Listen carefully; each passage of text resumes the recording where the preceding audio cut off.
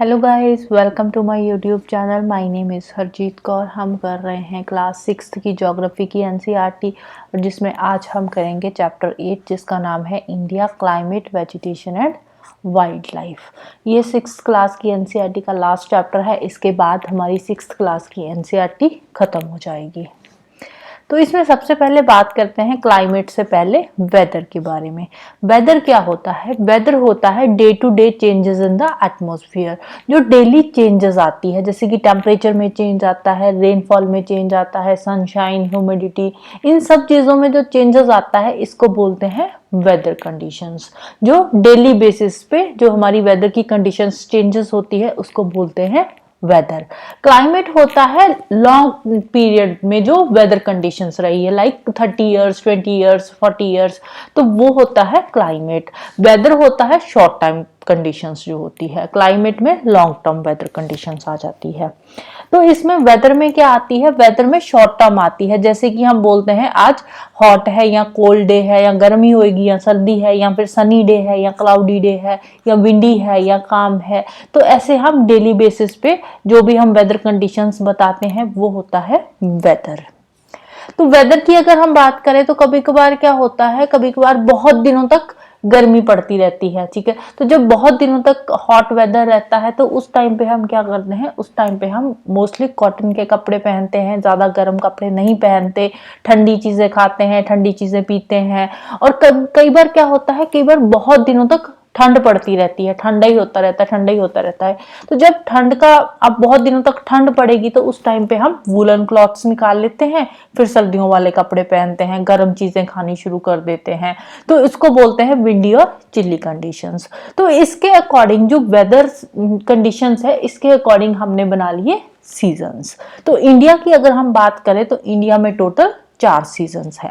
अब सीजन्स कैसे बनते हैं, कैसे कंडीशंस चेंज होती है, ये हमने जब लैटिट्यूड लॉन्गिट्यूड वाला चैप्टर पढ़ा था, क्लास 6 का ही है, तो उसमें हमने सीजन्स कैसे चेंज होते हैं उसमें हमने वो डिटेल में किया था। तो अगर आपने लैटिट्यूड लॉन्गिट्यूड वाला चैप्टर नहीं देखा तो आप पहले वो वाली वीडियो देख लो, तो बाद में आपको सीजन्स कैसे चेंज होते हैं ऑटोमेटिकली समझ आ जाएगी। तो अब बात करते हैं इंडिया के 4 मेजर सीजन्स की। सबसे पहले आता है विंटर सीजन। विंटर सीजन कब होता है? दिसंबर से लेकर फरवरी तक होता है। जैसे अभी है, अभी ठंड का मौसम है, तो अब कौन सा सीजन है? विंटर सीजन चल रहा है। और फिर विंटर जैसे ही जाता है तो समर सीजन आ जाता है, जिसको बोलते हैं हॉट वेदर सीजन। और इसका टाइम पीरियड है मार्च से मई तक का सॉरी। और जैसे ही समर सीजन जाता है तो रेनी सीजन आ जाता है। रेनी सीजन आता है जून से सितंबर तक और इस टाइम पे बारिश होती है, इसको मॉनसून सीजन भी बोलते हैं। रेनी सीजन के बाद आता है ऑटम सीजन। अक्टूबर नवंबर का जो महीना होता है वो ऑटम सीजन का होता है, इसको रिट्रीटिंग मानसून भी बोला जाता है। अब एक एक करके इसको थोड़ा सा डिटेल में देखते हैं। सबसे पहले बात करते हैं विंटर सीजन की। अब होता क्या है, अब हमने पहले भी पढ़ा था जब लैटिट्यूड लॉन्गिट्यूड्स पढ़े थे, तो उसमें हमने देखा था तो 0 डिग्री में क्या आता था? इक्वेटर आता था। इक्वेटर के ऊपर आता है यहाँ पे 23.5 डिग्री पे ट्रॉपिक ऑफ कैंसर, ठीक है, यहाँ पे कैंसर आता है। और नीचे आता है 23.5 डिग्री साउथ पे आता है कैप्रिकॉर्न, ठीक है। तो इंडिया जो है, इंडिया कहाँ पे लोकेट कर रहा है? इंडिया के बिल्कुल ऑलमोस्ट सेंटर में से ट्रॉपिक ऑफ कैंसर पास कर रही है, इंडिया के सेंटर में से। अब होता क्या है, अब जैसे ही सन यहाँ पे ऊपर आता है, ट्रॉपिक ऑफ कैंसर के ऊपर आता है, जो सन है ना वो ट्रॉपिक ऑफ कैंसर और ट्रॉपिक ऑफ कैप्रिकॉर्न के बीच में घूमता रहता है। जैसे ही सन ट्रॉपिक ऑफ कैंसर के ऊपर आता है तो उस टाइम पे इंडिया में गर्मी का मौसम आ जाता है। जैसे ही सन घूम के ट्रॉपिक ऑफ कैप्रिकॉर्न के पास जाता है तो इंडिया में सर्दी का मौसम आ जाता है, ठीक है। तो ये हमने डिटेल में लैटिट्यूड लॉन्गिट्यूड वाले चैप्टर में कर चुके हैं। तो अब जब विंटर सीजन इंडिया में आता है तो उस टाइम पे जो सन होता है वो कहाँ गया होता है? वो सदर्न हेमिस्फीयर में होता है, ट्रॉपिक ऑफ कैप्रिकॉर्न में होता है उस टाइम पे सन की अगर हम बात करें। तो अगर हम बात करें विंटर सीजन की, तो विंटर सीजन में जो सन रेज है वो डायरेक्टली हमारे नॉर्दर्न हेमिस्फीयर में नहीं पड़ती, इंडिया में नहीं पड़ती, जिसकी वजह से जो नॉर्दर्न हेमिस्फीयर का टेम्परेचर है वो कम हो जाता है और नॉर्दर्न हेमिस्फीयर में विंटर सीजन आ जाता है। फिर बात करते हैं हॉट वेदर सीजन की और समर सीजन की। अगर हम हॉट वेदर सीजन की बात करें तो उस टाइम पे जो सन रेज होती है वो बिल्कुल ट्रॉपिक ऑफ कैंसर पे पड़ रही होती है। जब sun rays tropic of cancer पे पड़ती है तो ऊपर क्या कौन सा मौसम आ जाता है, गर्मी का मौसम आ जाता है। और गर्मी के मौसम में जो हॉट एंड ड्राई विंड्स चलती है उनको बोलते हैं लू। ठीक है, दिन टाइम ये जो खुश्क और गर्म हवा चलती है उसको बोलते हैं लू। फिर नेक्स्ट बात करते हैं साउथ वेस्ट मानसून सीजन की और रेनी सीजन की। रेनी सीजन कब आता है? रेनी सीजन को मानसून सीजन भी बोलते हैं। और जैसे ही मानसून बेसिकली क्या है? मानसून विंड का नाम है। मानसून क्या है? रिवर्सल ऑफ विंड को बोलते हैं मानसून। अब जैसे ही विंड्स अरेबियन सी या बे ऑफ बंगाल से लैंड की तरफ आती है तो उस टाइम पे जो हवाएं लैंड की तरफ आती है तो वो अपने साथ मॉइस्चर लेकर आती है। और जैसे ही रास्ते में कहीं माउंटेन आती है, माउंटेन के साथ टकरा के वहां पे बारिश कर देती है। फिर आता है सीजन ऑफ रिट्रीटिंग मॉनसून, जिसको ऑटम सीजन भी बोलते हैं। अब इसमें क्या होता है, इसमें जो हवा चलती है, अब हमने बोला मॉनसून में जो हवा आ रही है वो सी टू लैंड चल रही है। ठीक है, तो सी टू लैंड जैसे ही हवा आ रही है कहीं माउंटेन के साथ टकराती है, किसी बैरियर के साथ, तो वहां पे बारिश कर देती है। और जब मॉनसून वापस जा रही होती है उसको बोलते हैं ऑटम सीजन। अब जब वापस जाती है मॉनसून तो उस टाइम पे ऑलमोस्ट ड्राई विंड्स होती है, थोड़ा बहुत मॉइस्चर उनके पास होता है, जिसकी वजह से आंध्र प्रदेश और तमिलनाडु में बारिश होती है रिट्रीटिंग मानसून के टाइम पे, ऑटम सीजन के टाइम पे। तो इसके साथ ये वेदर वाला जो टॉपिक है खत्म होता है। फिर नेक्स्ट शुरू होता है क्लाइमेट। क्लाइमेट होता है average weather conditions over a long period of time, over a many years, से 20 ईयर्स और 30 ईयर्स, 20-30 साल तक जो लॉन्ग वेदर कंडीशंस होती है उसको बोलते हैं क्लाइमेट। इंडिया के क्लाइमेट की बात करें तो इंडिया का क्लाइमेट है मॉनसून टाइप क्लाइमेट। ठीक है, मॉनसून क्या है? मॉनसून एक अरबिक वर्ड है जिसका नाम है मौसीम। मौसीम का मतलब होता है सीजन। तो इंडिया में मॉनसून टाइप का क्लाइमेट है। अब मॉनसून टाइप का क्लाइमेट क्यों है? क्योंकि इंडिया की जो लोकेशन है वो ट्रॉपिकल रीजन है। इंडिया कहाँ पे आता है? ट्रॉपिक ऑफ कैंसर के ऊपर इंडिया आता है। जो ट्रॉपिक ऑफ कैंसर है वो ऑलमोस्ट इंडिया के मिडिल में से क्रॉस करती है। तो अब जो इंडिया का मॉनसून टाइप क्लाइमेट है, इसकी वजह से जो इंडिया का एग्रीकल्चर है वो भी अच्छा होता है। और इंडिया का जो एग्रीकल्चर है वो टोटली रेन के ऊपर डिपेंड करता है। अगर बारिश इंडिया में अच्छी होगी तो एग्रीकल्चर भी अच्छा होएगा। अगर किसी साल बारिश अच्छी नहीं हुई तो उस साल जो एग्रीकल्चर है वो भी अच्छा नहीं होएगा। मतलब गुड मॉनसून का मतलब है अच्छी बारिश हो रही है, अच्छी बारिश हो रही है तो अच्छी क्रॉप्स भी जाएगी उस साल में। ठीक है, तो यहाँ पे एक बॉक्स में इंफॉर्मेशन दे रखी है जिसमें इन्होंने क्या लिखा है कि what would happen if monsoon were weak और even worse fail to occur one year. अगर किसी साल बारिश नहीं हो रही, मॉनसून नहीं आया, तो उस साल क्या होगा? क्रॉप्स अफेक्ट होएगी या नहीं होएगी? क्रॉप्स अफेक्ट होएगी। Level of water go down, बारिश नहीं होएगी तो पानी का जो लेवल है वो कम हो जाएगा। समर्स जो होएगी वो लॉन्गर हो जाएगी, गर्मियां ज्यादा देर तक रहेगी।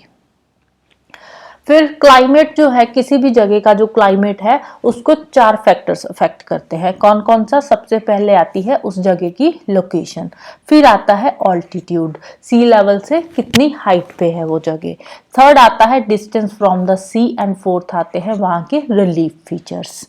तो ये 4 चीजों पे डिपेंड करता है किसी जगह का क्लाइमेट। अब जो क्लाइमेट होता है, अगर हम इंडिया के क्लाइमेट की बात करें तो इंडिया में अलग अलग तरह के रिलीफ फीचर्स है। तो इंडिया में रीजनल डिफरेंसेस होने की वजह से इंडिया में अलग अलग जगह पे अलग अलग तरह का क्लाइमेट है। लेकिन अगर हम ओवरऑल बात करें तो ओवरऑल इंडिया में मॉनसून टाइप का क्लाइमेट माना जाता है। अगर हम बात करें डेजर्ट की ही, तो अगर राजस्थान में जैसलमेर और बीकानेर जो है वहां पे कौन सा डेजर्ट है? वहां पे हॉट डेजर्ट है। और दूसरी साइड अगर हम लद्दाख की बात करें, लद्दाख में जो द्रास और कारगिल का एरिया वहां पे कोल्ड डेजर्ट है। तो मतलब इंडिया के पास हॉट डेजर्ट भी है, कोल्ड डेजर्ट भी है। लद्दाख क्या है? कोल्ड डेजर्ट है। राजस्थान क्या है? हॉट डेजर्ट है। इसके अलावा कोस्टल प्लेसेस लाइक मुंबई हो गया, कोलकाता हो गया, तो यहाँ पे जो मुंबई कोलकाता ये कोस्टल एरियाज जो हो गए वहां का क्लाइमेट कैसा होता है? वहां का मॉडरेट क्लाइमेट होता है। मतलब ना तो वहां पे ज्यादा ठंड पड़ती है ना ही ज्यादा गर्मी होती है। अब कोस्टल एरियाज है तो वहाँ पे ह्यूमिडिटी बहुत ज़्यादा हो जाती है। साउथ इंडिया में ह्यूमिडिटी बहुत ज़्यादा है क्योंकि पूरे का पूरा जो साउथ इंडिया की जो स्टेट्स है, लाइक मुंबई हो गया, केरला हो गया, तमिलनाडु हो गया, आंध्र प्रदेश, उड़ीसा, तो ये जो सारी की सारी स्टेट्स है ये कोस्टल जो है कोस्ट पे पड़ती है, इसीलिए वहाँ पे ह्यूमिडिटी ज़्यादा होती है। वर्ल्ड की हाईएस्ट रेनफॉल कहाँ पे होती है? वो होती है मेघालय के मौसिनराम में। मेघालय में एक जगह है जिसका नाम है मौसिनराम, तो वर्ल्ड की सबसे ज़्यादा बारिश वहाँ पे होती है। और दूसरी साइड अगर हम बात करें जैसलमेर की, तो कभी कभार तो ऐसा होता है कि पूरा साल जैसलमेर में बारिश होती ही नहीं है। कई साल तो ऐसे होते हैं कि पूरा साल बारिश होती ही नहीं है। फिर नेक्स्ट हम बात करते हैं नेचुरल वेजिटेशन की। नेचुरल वेजिटेशन क्या होती है? अगर हम हमारे आसपास देखें तो हमारे आसपास बहुत अलग अलग तरह के प्लांट्स मिलते हैं, और जो प्लांट्स होते हैं प्लांट्स भी अलग अलग तरह के होते हैं। कई जगह पे देखोगे हम छोटे छोटे प्लांट्स होते हैं जिनको बोलते हैं बुशेस, श्रब्स, लाइक कैक्टस हो गया। कैक्टस कहाँ पे होता है? कैक्टस होता है डेजर्ट एरियाज में। कई जगह पे फ्लावरिंग प्लांट्स होते हैं। दूसरी साइड कई कई जगह पे क्या होता है, बहुत बड़े बड़े ट्रीज भी होते हैं जिनकी बड़ी बड़ी ब्रांचेस होती है, लीव्स होते हैं, लाइक नीम प्लांट हो गया, मैंगो प्लांट हो गया, पीपल ट्री हो गया। तो ये सारे क्या है, ये बड़े बड़े प्लांट्स होते हैं। तो यहाँ पे ये एक प्लांट के बारे में यहाँ पे दे रखा है इन्होंने, जो नीचे छोटे छोटे हाइट के होते हैं, तकरीबन 1 मीटर तक की हाइट के, तो उसको क्या बोलते हैं? Shrub layer. फिर जो थोड़ी जिनकी हाइट थोड़ी लंबी हो जाती है 5-10 मीटर तक, वो आ जाते हैं यंग ट्रीज। फिर कई ट्रीज होते हैं उनके ऊपर कैनोपी बनी होती है, एक तरह की छतरी सी बनी होती है जिसको बोलते हैं कैनोपी। तो जो बहुत ही बड़े बड़े ट्री होते हैं वो आ जाती है ट्रीज की इमर्जेंट लेयर। तो अब किसी जगह पे तो छोटे छोटे ट्रीज होते हैं लाइक श्रब्स हो गए, किसी जगह पे बड़े बड़े ट्रीज होते हैं लाइक नीम ट्री हो गया, मैंगो ट्री हो गया। और कई जगह पे क्या होता है, जो ग्रासेस, श्रब्स, ट्रीज वगैरह उगते हैं वो ह्यूमन बींग्स की इंटरफेरेंस के बिना ही उग जाते हैं। कई बार कोई खाली लैंड पड़ी होती है तो वहां पे ऐसे ही घास उग गया, कोई ट्री उग गया, जबकि हमने वहां पे कोई सीड लगाया नहीं होता, वो अपने आप ही उग जाते हैं। तो वो वाली जो वेजिटेशन होती है उसको बोलते हैं नेचुरल वेजिटेशन। मतलब कि वो वेजिटेशन जो ह्यूमन बीइंग के इंटरफेरेंस के बिना उगती है उसको बोलते हैं नेचुरल वेजिटेशन। और जो नेचुरल वेजिटेशन होती है वो अलग अलग तरह की होती है, और नेचुरल वेजिटेशन भी डिपेंड करती है उस जगह की क्लाइमेटिक कंडीशंस पे। किसी जगह पे रेनफॉल कैसी है उस अकॉर्डिंग ही उस जगह की नेचुरल वेजिटेशन होगी। अब हर जगह की क्लाइमेटिक कंडीशंस अलग अलग होती है। इंडिया की ही अगर हम बात करें तो इंडिया में भी अलग अलग जगह पे अलग अलग तरह की क्लाइमेटिक कंडीशंस है, जिसकी वजह से जो नेचुरल वेजिटेशन है वो भी वेरी करती है। फिर नेक्स्ट बात करते हैं वाई आर फॉरेस्ट नेसेसरी। अब जंगल जो है, फॉरेस्ट है, उनके हमारे लिए क्या क्या फायदे होते हैं, कैसे हमारे लिए वो यूजफुल होते हैं। अब आपने सुना होगा कि बोलते हैं कि दिन टाइम हमें प्लांट्स के नीचे बैठना चाहिए। क्यों? क्योंकि दिन टाइम प्लांट्स हमें ऑक्सीजन देते हैं और कार्बन डाइऑक्साइड लेते हैं। जब प्लांट्स ब्रीथ करते हैं तो दिन टाइम प्लांट्स ऑक्सीजन छोड़ते हैं और कार्बन डाइऑक्साइड अब्सॉर्ब करते हैं, तो इसीलिए प्लांट्स के नीचे बैठना अच्छा होता है। सेकेंडली, जो प्लांट्स की रूट होती है वो सॉइल को बाइंड करके रखती है, जिसकी वजह से वो सॉइल इरोजन को भी रोकती है। इसके अलावा फॉरेस्ट से हमें टिम्बर मिलता है फर्नीचर बनाने के लिए, फ्यूल वुड मिलता है, फॉडर मिलता है, मेडिसिनल प्लांट्स, बहुत सारी मेडिसिन मिलती है, हर्ब्स, हनी, गम। यहाँ पे ये एक पिक्चर दे रखी है, तो इसमें सारे के सारे प्लांट्स के जो भी यूजेस होते हैं वो दे रखे हैं, like oxygen, medicine, shelter, fodder, fuel, sports goods बनती है, फर्नीचर बनता है, हनी, फ्रूट्स, गम, नेचुरल हैबिटेट है, वाइल्ड लाइफ, बहुत सारे एनिमल्स वगैरह वो जंगलों में रहते हैं, टिम्बर मिलता है, रबड़ मिलता है, जो प्लांट से रबड़ मिलता है उसी से ही फिर आगे ये टायर वगैरह बनाए जाते हैं। इसके अलावा नेचुरल, अब आजकल क्या हो रहा है, हम अपने यूज़ के लिए जो नेचुरल वेजिटेशन है उसको डिस्ट्रॉय कर रहे हैं, उसको ख़त्म कर रहे हैं, पेड़ों को हम काट रहे हैं। अब उससे होता क्या है, जब हम पेड़ों को काटेंगे तो जंगल धीरे धीरे ख़त्म हो जाएंगे, जंगल ख़त्म हो जाएंगे तो उससे सॉइल इरोजन भी ज़्यादा होगा और आने वाले टाइम पे लकड़ी की भी कमी हो जाएगी। इसके लिए हमें ज़्यादा से ज़्यादा प्लांट उगाने चाहिए, लोगों को अवेयर कराना चाहिए, उनको पेड़ों के फ़ायदे क्या है उनके बारे में बताना चाहिए। हालांकि सरकार ने भी बहुत सारे प्रोग्राम शुरू किए हुए हैं, लाइक वन महोत्सव, जिसमें उन्होंने लोगों को पेड़ों के फायदे बताए हैं, सो दैट कि लोग ज़्यादा से ज़्यादा पेड़ लगाएं। फिर नेक्स्ट बात करते हैं वाइल्ड लाइफ की। वाइल्ड लाइफ क्या होती है? वाइल्ड लाइफ होती है जो जंगलों में जानवर, एनिमल्स, बर्ड्स जो भी रहते हैं उनको बोलते हैं वाइल्ड लाइफ। अब जंगलों में बहुत सारे एनिमल्स रहते हैं। एनिमल्स के अलावा reptiles, amphibians, mammals, birds, insects, worms, बहुत सारे इस तरह के जो वॉर्म्स वगैरह है, जो बर्ड्स वगैरह है, वो भी जंगलों में रहते हैं। अगर हम बात करें हमारे नेशनल एनिमल की, तो टाइगर है हमारा नेशनल एनिमल, और टाइगर भी हमें जंगलों में ही रहता है। इसके अलावा गुजरात के जो गिर फॉरेस्ट है वहाँ पे रहता है एशियाटिक लाइन। अब यहाँ पे एक बात ध्यान रखने वाली है, जो एनिमल्स है ना वो भी अलग अलग जगह पे अलग अलग तरह के रहते हैं। गर्म इलाकों में अलग तरह के एनिमल्स होंगे, ठंडे इलाकों में अलग तरह के एनिमल्स होंगे। अब ऐसे नहीं है कि सारे इंडिया में ही एलिफेंट्स मिलेंगे या सारे इंडिया में कैमल मिलेंगे, ऐसा नहीं है। जो कैमल है वो आपको कहाँ पे मिलेगा? डेजर्ट एरिया में। जैसे कैमल कहाँ पे मिलता है? ग्रेट इंडियन डेजर्ट में। वाइल्ड एस मिलता है रन ऑफ कच्छ में। इसके अलावा एलिफेंट की बात करें, एलिफेंट वन हॉर्न राइनोसेरस, ये असम के फॉरेस्ट में मिलता है, और जो एलिफेंट है वो असम के साथ साथ केरला और कर्नाटका के फॉरेस्ट में भी देखने को मिलता है। हिमालयन रीजन में कौन कौन से एनिमल्स हैं? Wild goat, snow leopard, bears, ऐसे एनिमल्स ये रहते हैं हिमालयन रीजन के। इसके अलावा मंकी, वुल्फ, जकाल, नीलगाय, चीता, इस तरह के और भी बहुत सारे एनिमल्स जो हमें जंगलों में मिलते हैं, हमारे जंगलों में रहते हैं। इसके अलावा अब ये तो बात थी एनिमल्स की। एनिमल्स के अलावा इंडिया में बर्ड लाइफ की भी बहुत सारी वैरायटी देखने को मिलती है, और हमारा नेशनल बर्ड है पीकॉक। इसके अलावा पैरट, पिजन, माइना, गीज, बुलबुल, डक्स, इस तरह के बहुत सारे बर्ड्स इंडिया के जंगलों में रहते हैं। और बर्ड्स को प्रोटेक्ट करने के लिए बर्ड सेंचुरीज बनाई गई है, और जो बर्ड सेंचुरीज है वहाँ पे हंटिंग वगैरह प्रोहिबिटेड है। तो बेसिकली जो बर्ड सेंचुरीज बनाई गई है वो बर्ड्स को हंटर से प्रोटेक्ट करने के लिए ही बनाई गई है। बर्ड्स के अलावा स्नेक्स की भी बहुत सारी स्पीसीज इंडिया में मिलती है, जिसमें से कोबरा हो गया, क्रेट्स हो गया, ये कुछ इंपॉर्टेंट स्पीसीज है स्नेक्स की।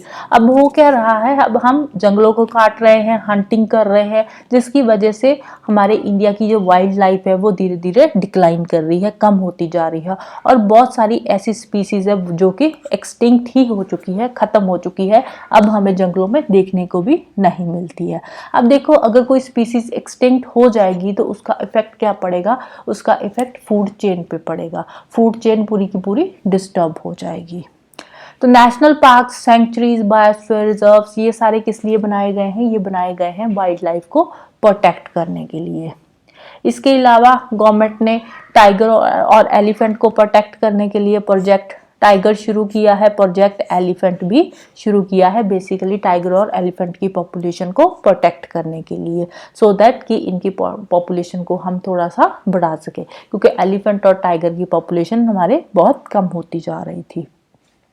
इसके अलावा अगर हम अपनी बात करें तो हम भी वाइल्ड लाइफ को कंजर्व करने में कंट्रीब्यूट कर सकते हैं। हम कैसे वाइल्ड लाइफ को बचा सकते हैं?